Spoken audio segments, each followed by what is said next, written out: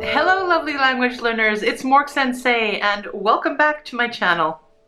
My goal here is to provide you with tips and strategies to help you learn English better and faster on your own. So if that sounds interesting to you, please subscribe.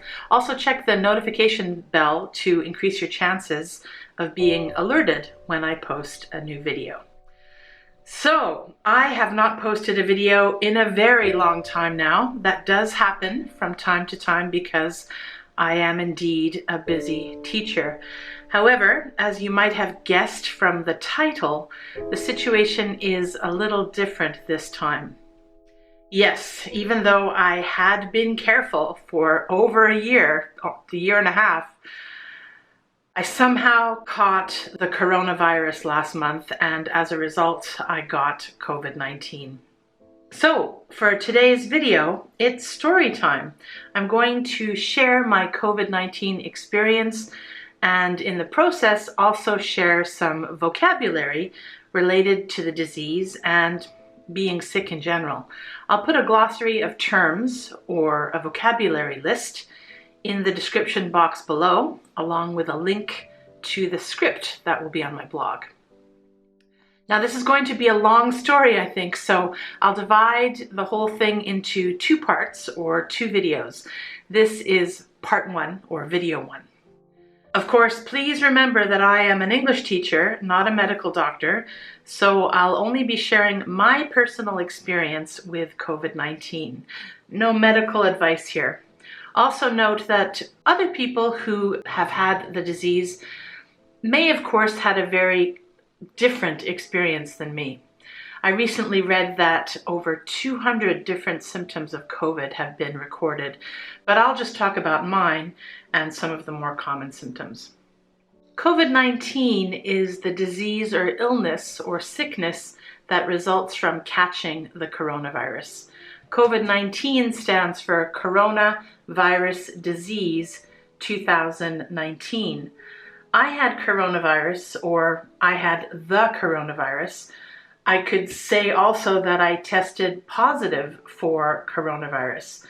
I can also say that I developed COVID-19. It's now been, I guess, well over 30 days since I first recognized that I was sick. So here's part one of my story. On Saturday, June 26th, I woke up with what I thought was the basic flu. I had a headache, fever, chills, and aches and pains in my body. I gradually developed a cough as well. I generally felt unwell and spent the whole day in bed. The next day, Sunday, I also developed a little bit of a sore throat. I wanted to go to my local clinic, but it was Sunday, so it was closed.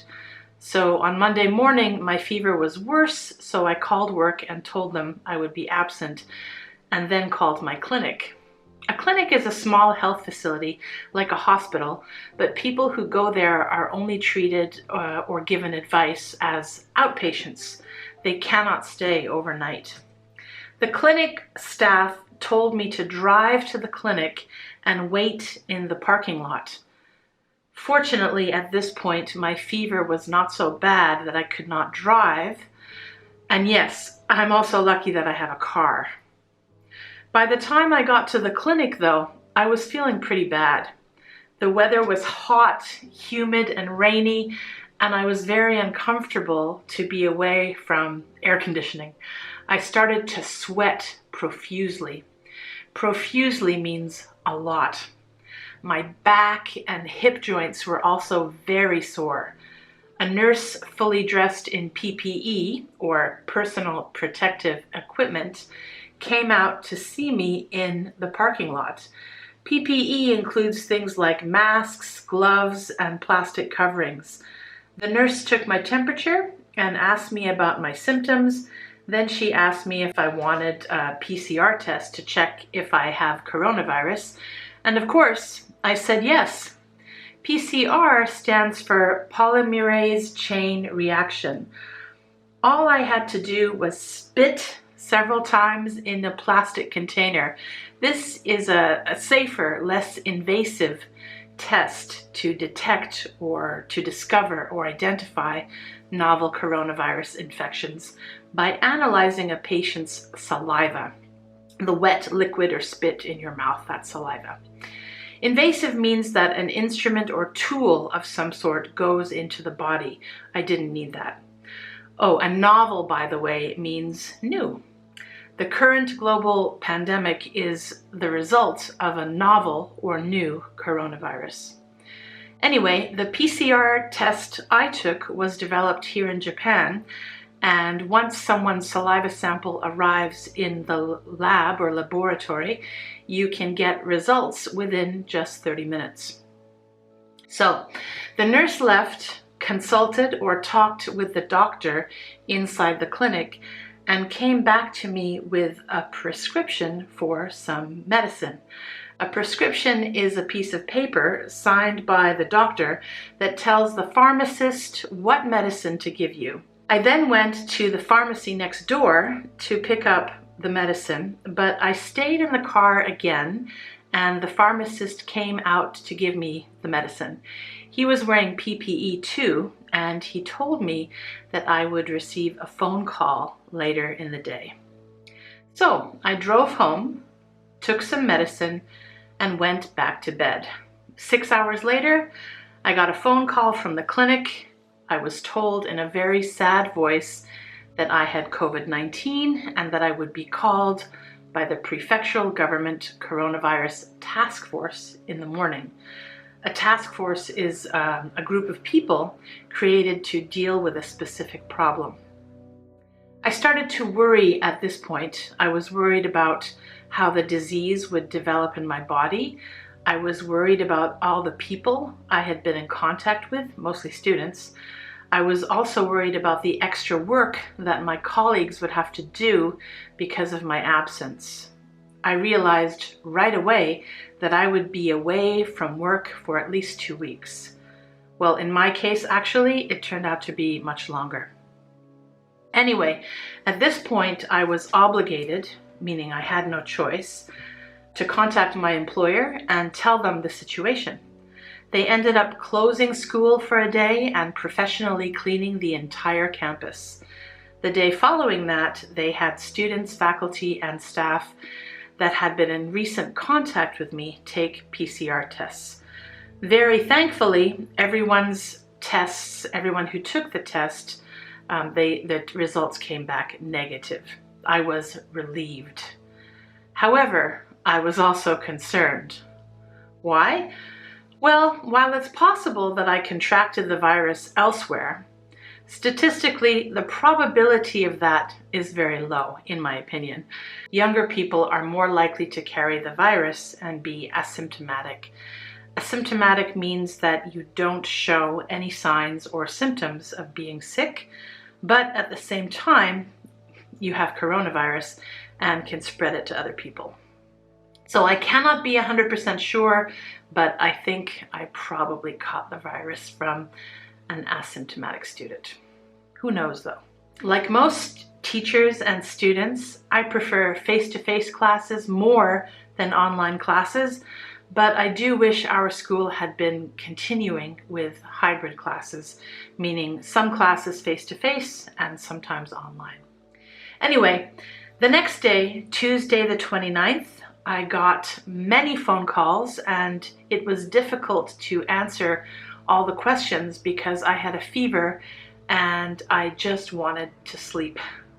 I really didn't have much of a cough, so I didn't think my situation was bad.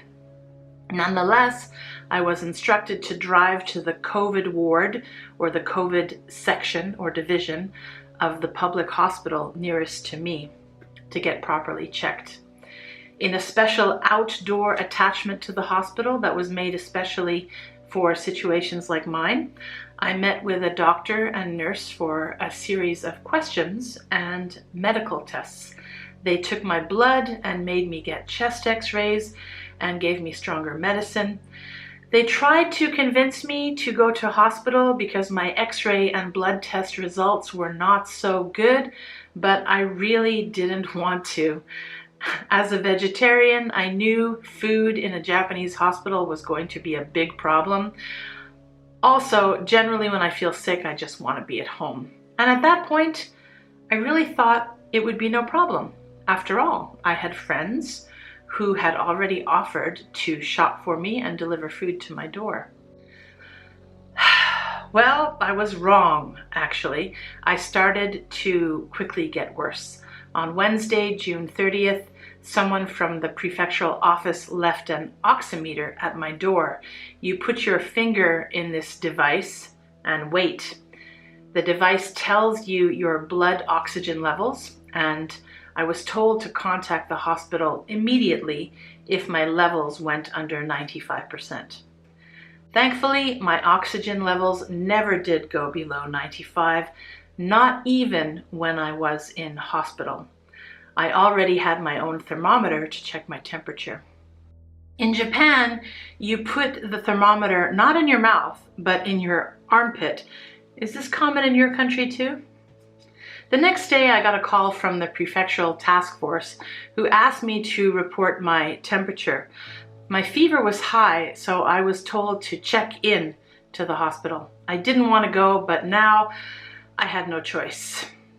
Unfortunately, in my confused state of fever and in my rush to get to the hospital by a certain time, I forgot my computer on the kitchen table. Although I forgot my laptop, thank goodness I did remember my smartphone, and I did have internet connection in the hospital. Thank goodness. Okay, my lovelies, that is it for part 1. Part 2, which I will post very soon, is about my stay in hospital and returning home, where I needed even more time to recover. I look forward to seeing you again soon. Morksensei, signing out. Mwah.